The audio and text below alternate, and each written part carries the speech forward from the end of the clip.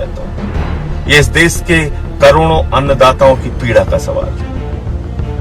अब उनकी पीड़ा, उनकी तकलीफ चरम पर पहुंच चुकी है। उनके साथ संवेदनहीनता की पराकाष्ठा दिखा रही है मोदी जी की और योगी जी की सरकार, क्योंकि ये काला कानून सिर्फ किसानों के लिए नहीं, हिंदुस्तान की जनता के लिए एक बड़ा संकट पैदा करने वाला है। ये काला कानून देश के किसानों के मौत के फरमान पर मोदी सरकार का हस्ताक्षर है। तो धरती माता को बेचने का काम भी मोदी सरकार ने किया है और इस देश में जो जमींदारी प्रथा खत्म हो गई थी, नए जमींदारों को, पूंजीपतियों को नया जमींदार बनाने के लिए ये काला कानून लाया गया है। जैन साथियों, आपको मालूम है कि लखीमपुर में दिल दहला देने वाली घटना हुई। देश के गृह राज्य मंत्री के बेटे ने किसानों को अपनी गाड़ी के नीचे रौंद कर मार दिया। इस घटना से सभी लोग दुखी हैं, सभी पीड़ित हैं, पूरा देश हैरान है कि आज देश के अन्नदाताओं के साथ किस प्रकार का बर्ताव किया जा रहा है।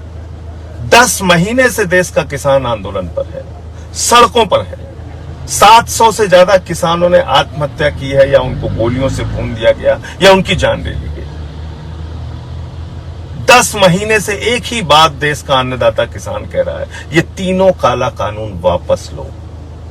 लेकिन ना मोदी जी की सरकार उनकी सुन रही है, ना उत्तर प्रदेश में योगी जी की सरकार उनकी सुन रही है। उनकी फरियाद सुनने वाला कोई नहीं है। उनको आतंकवादी कहा जाता है, उनको खालिस्तानी कहा जाता है, उनको पाकिस्तानी कहा जाता है, उनको मवाली कहा जाता है, उनको गुंडा कहा जाता है। उनके सामने कटीले तार लगाए जाते हैं, उनको दुश्मन देश का नागरिक समझा जाता है। क्या हुआ था एक हफ्ते पहले? यही अजय मिश्रा, देश के गृह राज्य मंत्री, खुलेआम चुनौती दे रहे थे किसानों को और कह रहे थे कि उनका इतिहास पता कर लिया जाए, वो सांसद, विधायक, मंत्री बनने से पहले क्या थे, और कह रहे थे कि 2 मिनट में ठीक कर देंगे। वो उनकी भाषा, वो उनकी धमकी आज उनके बेटे ने सच करके दिखाई। और इतनी बड़ी घटना पर जब कई किसान घायल हैं, कई किसानों की मौत हो गई, उनको गाड़ी के नीचे रौंद के मार दिया गया, मैं अपने साथियों के साथ शोक संवेदना व्यक्त करने लखीमपुर जा रहा था। इस वक्त रात के 3:30 बज रहे हैं। मुझे 2:30 बजे यहां सीतापुर के विश्वा में रोक लिया गया, भारी पुलिस बल लगा के। एसडीएम भी मौजूद हैं, तहसीलदार भी मौजूद हैं, इंस्पेक्टर भी मौजूद हैं। मैंने उनसे एक ही सवाल किया कि क्या इतनी बड़ी घटना पर मुझे शोक संवेदना व्यक्त करने का भी अधिकार नहीं है? क्या इतनी बड़ी घटना पर किसानों के प्रति दुख जताने का भी अधिकार नहीं है? उनके परिवारों से मिलने का भी अधिकार नहीं है? उनके लिए न्यायिक जांच की मांग करके, एसआईटी की मांग करके दोषियों को सजा दिलाने का भी अधिकार नहीं है? तो इसका कोई जवाब नहीं है अधिकारियों के पास। ना एसडीएम जवाब दे रहे हैं, ना तहसीलदार जवाब दे रहे हैं, ना कोतवाल जवाब दे रहे हैं, ना पुलिस वाले कुछ बोलने को तैयार हैं।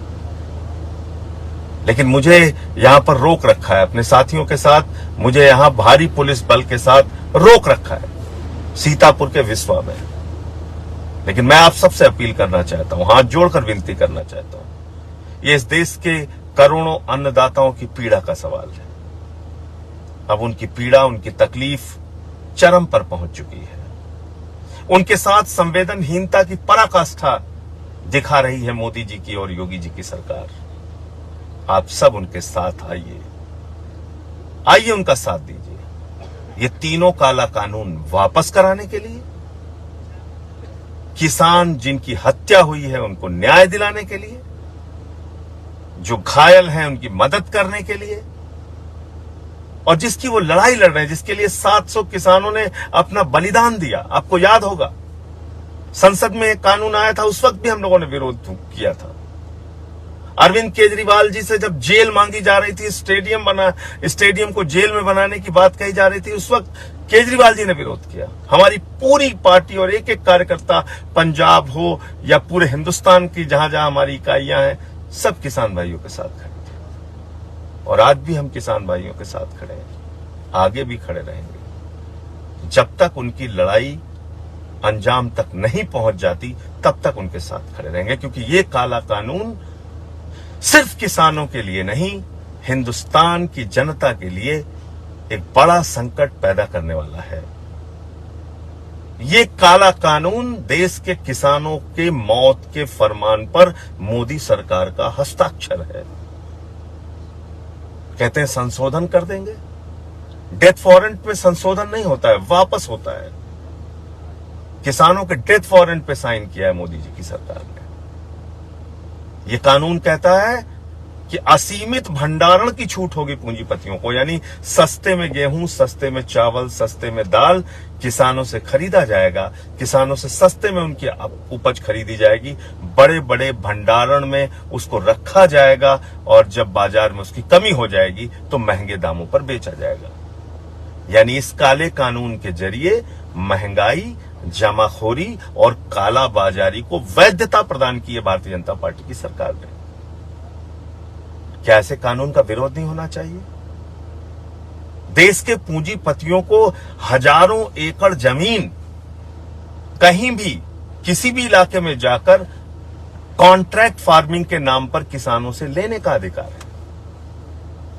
और उस कॉन्ट्रैक्ट फार्मिंग के नाम पे जब किसान एक बार पूंजीपति को अपना खेत दे देगा, उसमें फसल की पैदावार पूंजीपति अपने हिसाब से करेगा और फिर उस किसान को उसकी जमीन वापस मिलेगी या नहीं मिलेगी, एक बड़ा सवाल है।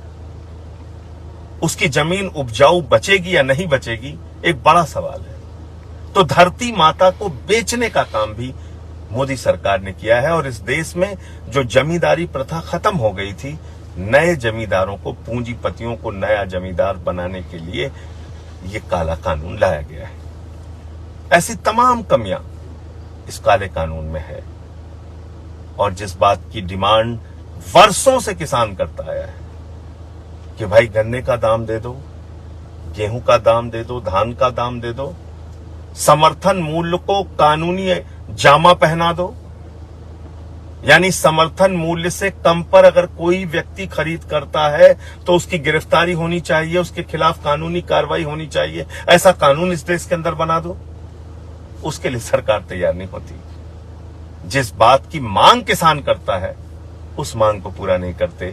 जिस बात की मांग इनके पूंजीपति मित्र करते हैं, उन काले कानूनों को बना के किसान को मौत के घाट उतारने का एक के बाद दूसरा, दूसरे के बाद तीसरा, तीसरे के बाद चौथा, चौथे के बाद पांचवा, हजारों घटनाओं को अंजाम देने का काम सरकार कर रही है। कहीं हरियाणा में लाठियों से पीटते हैं, कहीं पंजाब में पीटते हैं, कहीं उत्तर प्रदेश में जब चाहते हैं मारते हैं, पीटते हैं, मुकदमे लिखते हैं, रासुका लगाते हैं।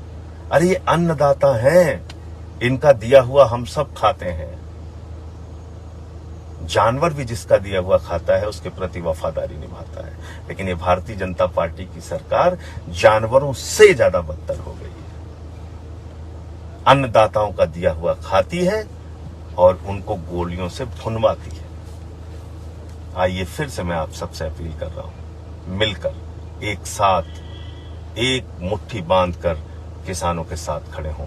इंकलाब जिंदाबाद, जय जवान जय किसान। बटन को दबाएं, फिर बेल आइकन की घंटी दबाएं। नेशनल दस्तक को बचाने के लिए बहुत जरूरी है कि हर खबर को शेयर करें, लाइक करें, कमेंट जरूर करें।